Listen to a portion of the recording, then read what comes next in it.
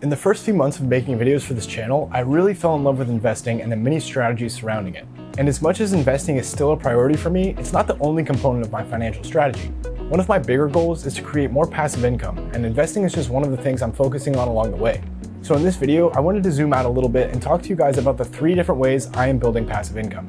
I've seen a lot of people on YouTube post videos about their passive income, but these are often people who are already making thousands of dollars a month passively.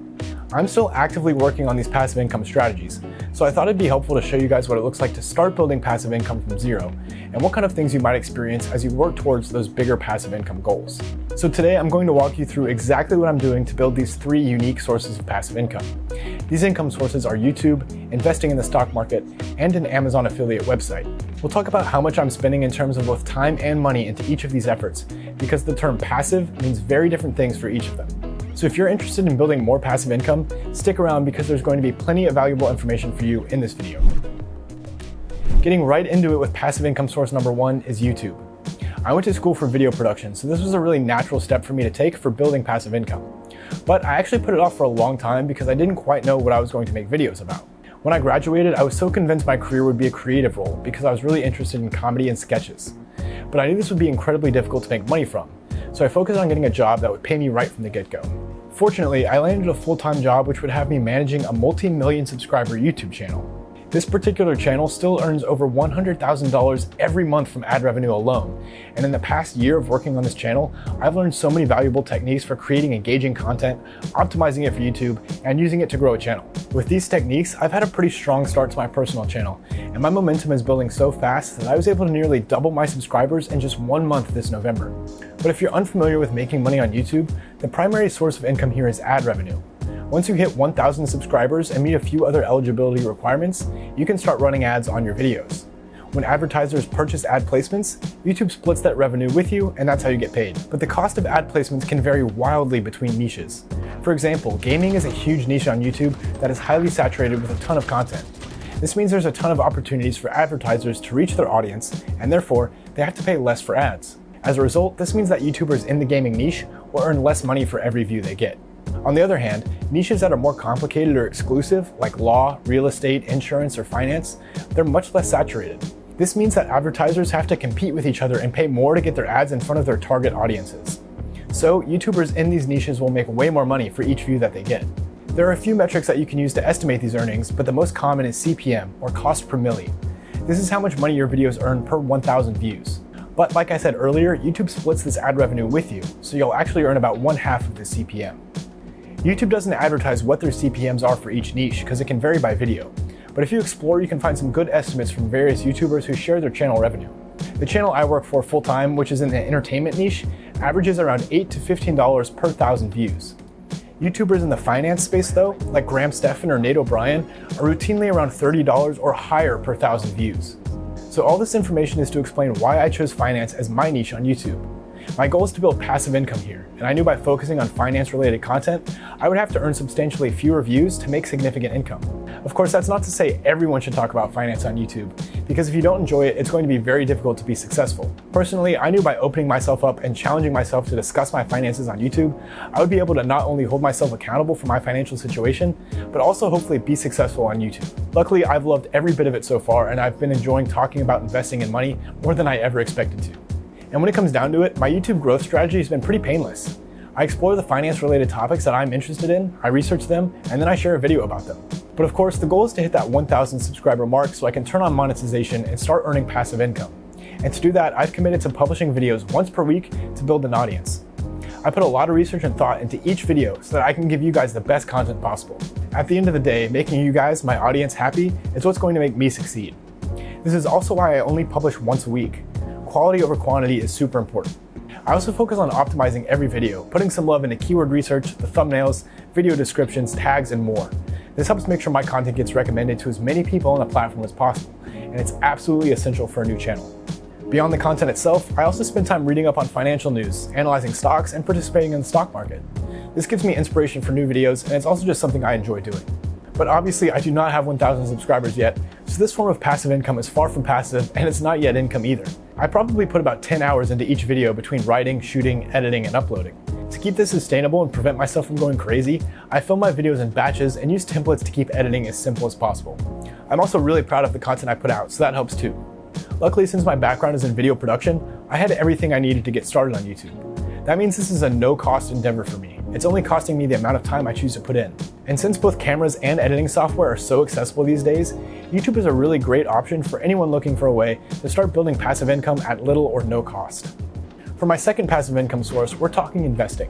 Investing is one of my favorite techniques for building passive income because it pays off immediately.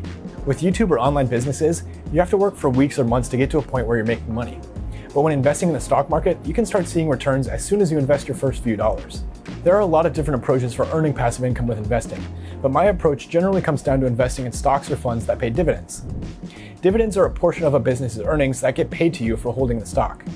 Most stocks pay dividends on a quarterly basis, or every 3 months, but some stocks and funds pay on a monthly basis.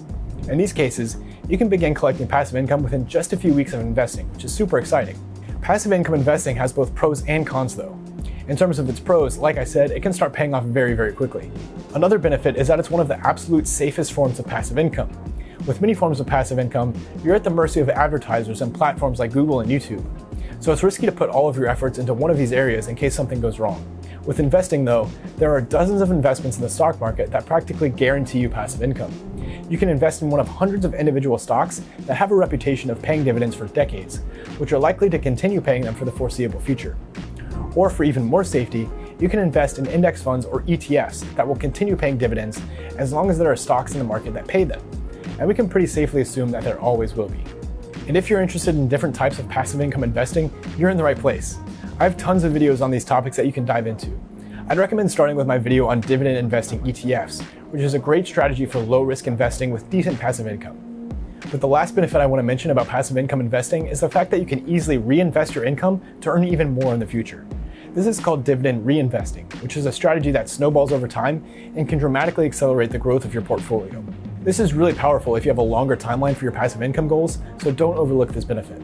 In terms of cons, the first one is that the returns from passive income investing are not very large, especially at first. If you invest aggressively, you can expect maybe 5 to 8% returns every year in the form of passive income.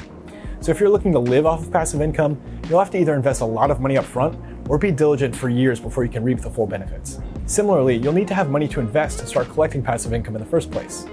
Other passive income strategies can be started for next to nothing, but investing will inevitably require some money to get started. The last con is that the financial markets can be intimidating if you're new to investing. You'll probably have to spend a good amount of time researching and making mistakes before you really get the hang of things and build a good long-term investment portfolio. Since passive income investing builds a lot slower than other forms of passive income, it's kind of taken a back seat when it comes to my passive income strategies.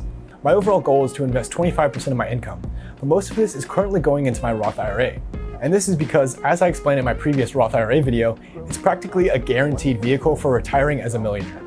As such, most of my research into investing strategies on this channel has been focused on Roth IRA investing, so that I can max out that account and set myself up for a successful retirement.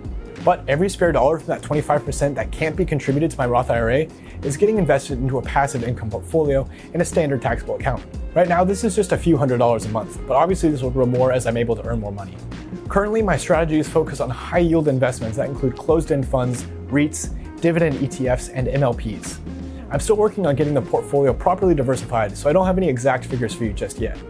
Once I get my Roth IRA strategy locked in, I'll be focusing much more on my passive income portfolio, and you can definitely expect an update on that in the future. So for now, I'm generating about $100 in passive income each year from these particular investments. I know it's not much yet, but I just started a few months ago, and like I said, it does take time to build this type of income. Luckily, since I do a lot of market research for this channel already, I don't spend too much extra time on managing this form of income. In that sense, it's pretty much 100% passive, and I can rest easy that it's going to keep paying me as long as I live. The last form of passive income I'm focusing on is an Amazon affiliate website. I'm really excited about this project because I feel like it's one that has a proven and repeatable system, and I've grown a lot in how I've been able to outsource it and make it as passive as possible. The strategy here is pretty simple. You have a website where you regularly post blogs about whatever subject you choose. Within each of these blogs, you link to relevant products on Amazon or any other affiliate program. When someone visits your site, clicks on the link, and makes a purchase, they'll pay you a commission. With Amazon, this is known as the Amazon Associates program, and you probably see links like these on tons of different websites and even on YouTube. The commission rates used to range between 5 and 10% per sale depending on the item, but Amazon just recently dropped their commission rates, so now it's more like 3 to 6%. And this right here is a great example of what I was talking about earlier with being at the mercy of these other entities. If this project was my only source of passive income and I decided to live off of that income, I would have been totally screwed when Amazon cut their affiliate commission rates. But even though the strategy is simple, it takes a pretty good understanding of SEO, or search engine optimization, to succeed. This is the practice of optimizing your website so that Google recommends it to people when they make a search online. So the key to succeeding with an Amazon affiliate website is creating your content strategically so that Google recommends it to people who are shopping online for whatever products you choose to specialize in. Luckily, before working full-time for the YouTube channel I mentioned earlier, I worked at an internet marketing company that specialized in SEO products and services. So after that experience, I felt like I had the technical knowledge to build and execute one of these websites. A little over 1 year ago in October 2019, I officially created my website and I started uploading blog content. I picked a niche that has somewhat high-priced products, so similar to YouTube, I could start bringing in significant income with fewer people visiting my website. From the start, I worked really hard and wrote a blog post every day for a month. Then I immediately burned out and didn't touch it for like 8 months. The thing is, when you start a website from scratch, it takes Google between 6 months and a year before they really start to show your content to people on Google search. So I just let my website sit. A few months back, I noticed I started getting some traffic and even made a few dollars in Amazon affiliate sales. So I decided it was time to dive back in. And this time around, I really wanted to do things by the book, so I committed to giving myself a budget for this project in order to really get it off the ground. After spending $200 to register the domain name and get the web hosting last year, I spent another $300 to register the business as an LLC. Since then, I'm spending $250 a month on two things: content and SEO services. Since I picked a more lucrative niche, it also turned out to be one that I am not at all interested in. So I currently pay a freelancer to write content for the website and to do some social media promotion. He writes me one article every week at $30 per week, which means the website can continue growing while I do absolutely nothing. The rest of my budget goes to building backlinks for my website, which is when other websites link to your website within their content. This basically shows Google that you are an authority, and they'll rank you higher in Google search as a result. I'm making just $3 to $5 a month right now, but I'm seeing great results with my traffic and rankings, so I'm expecting this project to really pop off in the coming months. I'll definitely dive deeper into my strategy when things really get moving. So if you're interested in seeing this, just let me know in the comments or subscribe for when that update comes. But what I really love about the Amazon affiliate strategy is that you can put in as much or as little time and money as you like. When I started, I wanted to spend as little money as possible, so I did everything myself. I was able to put in time and get results. Now I don't want to put in any time, and I'm perfectly happy using a small budget to take the website to the next level. So if you're willing to learn the technical SEO strategies behind an Amazon affiliate website, this is an awesome opportunity for people who are looking to spend either their time or their money on building passive income. But like I said, it can take about a year to start getting traction and producing income, so you have to weigh that with your passive income goals. I wanted to end this video with some of my struggles and realizations as I've worked to build some of these passive income sources, but this video is already getting long, so I'll try to keep it brief. First, I've learned building passive income is anything but passive. I've put a lot of research and energy into each of these efforts, but it's going to take that initial drive to get these things going and make a difference in your finances. I've also experienced a lot of pressure to keep grinding. I felt like if I'm not working, I'm failing. But this is exactly why I burned out early with my Amazon affiliate site. I tried to do way too much. Similarly, I very briefly experimented with publishing more than one video a week on this channel, and it immediately became very stressful. I've also learned that even if I had the energy and motivation to grind non-stop, it won't necessarily translate to better results. At a certain point, I just have to sit back, be patient, and let the algorithms work. So overall, my advice to anyone looking to start building additional streams of income is to make passive income your hobby. Don't go overboard and spend every waking minute of your day grinding this stuff out. You'll burn out, you'll be miserable, and you'll eventually give up. And at a certain point, you just have to wait anyways. You'll be successful if you're patient and strategic with your efforts. So if you can find a way to enjoy the process, be consistent, and work it into a healthy lifestyle, you're going to be happier and wealthier. And at the end of the day, that's all we can really ask for. Well, that's it for me today. I know there's a lot of angles here, and I'm looking forward to diving deeper into each of these topics on this channel in the future. So subscribe to the channel to catch the next video on investing and passive income. Until then, leave me a comment below and tell me what form of passive income sounds the most appealing to you. I look forward to hearing your thoughts, and I'll see you in the next video.